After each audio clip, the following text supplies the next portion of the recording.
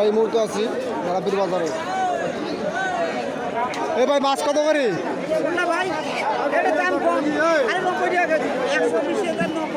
আর এটা 240। দাম তো বেশি।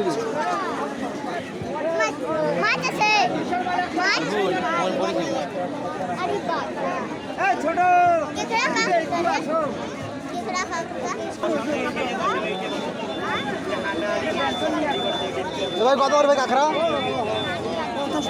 কেজি?